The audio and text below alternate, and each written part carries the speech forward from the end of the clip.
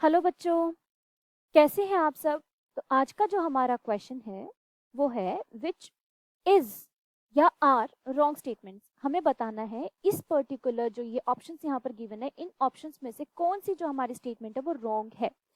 और यहाँ पर हमारा ये जो स्टेटमेंट है इसको हम किस बेसिस पर सेलेक्ट करेंगे, इस पर्टिकुलर स्टेटमेंट के बेसिस पे कि carbon differs from the other elements of its group due to, carbon अपने ग्रुप के बाकी एलिमेंट्स के कंपैरिजन डिफर किस वजह से करता है। ठीक है, तो यहाँ पर हम अगर ऑप्शंस को सॉल्व करने लगे तो उससे पहले हमें इस पर्टिकुलर क्वेश्चन को सॉल्व करने से पहले जो की कंसेप्ट पता होना चाहिए वो कार्बन फैमिली के बारे में पता होना चाहिए। कार्बन फैमिली के बारे में हमें पता होना चाहिए। और कार्बन फैमिली जो है इसका मतलब हम कार्बन फैमिली की बात कर रहे हैं तो हम पी ब्लॉक एलिमेंट्स के बारे में बात कर रहे हैं। अगर आपने पी ब्लॉक एलिमेंट्स यहाँ अच्छे से पढ़ा होगा तो आप इस पर्टिकुलर क्वेश्चन का जवाब अच्छे से दे पाएंगे।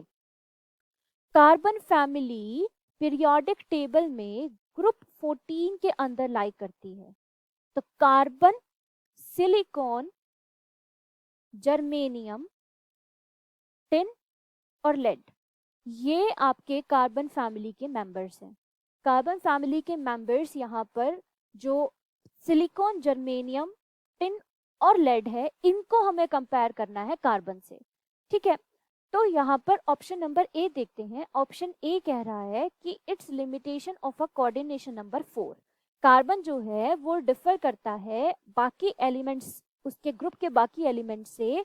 किस वजह से, क्या कहना चाहता है ये कि ये सिर्फ कोऑर्डिनेशन नंबर 4 रिक्वायर कर सकता है, जबकि बाकी के जो एलिमेंट्स हैं ये ग्रुप नंबर, जो कोऑर्डिनेशन नंबर 4 है उसके अलावा भी कोऑर्डिनेशन नंबर एक्वायर कर सकते हैं। ये बात बिल्कुल सच है, ये ऑप्शन बिल्कुल ठीक है, क्योंकि कार्बन जो है वो आप 4 कोऑर्डिनेशन नंबर तक ही बना सकता है, जबकि सिलिकॉन, जर्मेनियम, यहाँ पर आपका टिन और पीबी, यहाँ पर एक एग्जाम्पल भी दिखा देती हूँ मैं आपको, जैसे SnCl6, ये आपका यहाँ पर जो है किस टाइप का, यहाँ पे कितने कोऑर्डिनेशन नंबर एक्वायर कर रहा है, SnCl6 बेसिकली 2 नेगेटिव भी आएगा। ये किस टाइप का कोऑर्डिनेशन नंबर इसके अंदर है, यहाँ पर 6 कोऑर्डिनेशन नंबर ये अपना एक्वायर कर सकता है। तो इसका मतलब जो कार्बन है वो तो सिर्फ 4 तक ही लिमिट रह गया, बाकी के जो एलिमेंट्स हैं वो 4 से ज्यादा कोऑर्डिनेशन नंबर भी एक्वायर कर पा रहे हैं। तो इसका मतलब कार्बन इन सब से इस पर्टिकुलर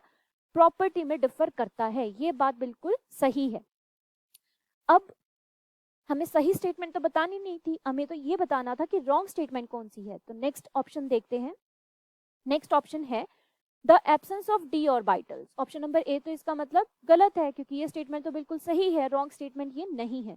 ऑप्शन नंबर बी कह रहा है the absence of D orbitals. ये बात भी बिल्कुल सही है। कार्बन के अंदर जो कार्बन की जो इलेक्ट्रॉनिक कॉन्फ़िगरेशन है वो है 1s2, 2s2 एंड 2p2।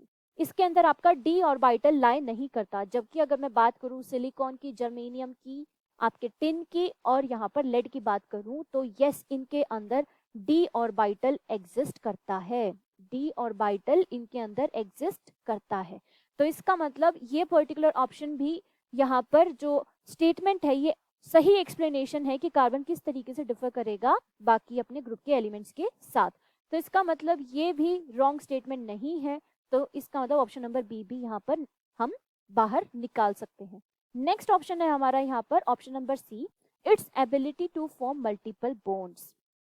तो इस पर्टिकुलर ऑप्शन में ये बात भी बिल्कुल सच बोली गई है, क्योंकि अगर मैं बात करूं कार्बन के बारे में तो कार्बन जो है डबल बॉन्ड भी बनाता है, ये हमने पढ़ा था। ये एल्कीन की फॉर्मेशन भी कर लेता है, ये एल्काइन की फॉर्मेशन भी कर लेता है। तो मल्टीपल बॉन्ड कार्बन बहुत अच्छे से बना सकता है।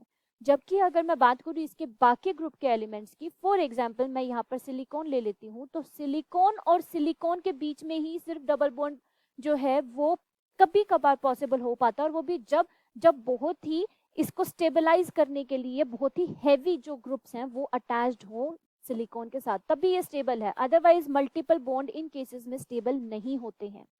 अब अगर मैं बात करूं यहाँ पर, इसका मतलब ये वाला जो ऑप्शन है ये भी बिल्कुल करेक्ट ऑप्शन है कि कार्बन यहाँ पर मल्टीपल बॉन्ड जो है वो बना लेता है, लेकिन बाकी ग्रुप के मेटल्स जो है, जो एलिमेंट्स हैं इसके, वो मल्टीपल बॉन्ड की फॉर्मेशन नहीं करते। इसका मतलब इस पर्टिकुलर पॉइंट के बेसिस पे भी कार्बन डिफर हो रहा है अपने ग्रुप के बाकी एलिमेंट्स के साथ। तो इसका मतलब ऑप्शन नंबर सी भी यहाँ पर इनकरेक्ट ऑप्शन है। ऑप्शन नंबर डी यहाँ पर अगर हम चेक करें तो ऑप्शन डी कह रहा है its tendency to show catenation. तो कैटिनेशन होता क्या है बेसिकली?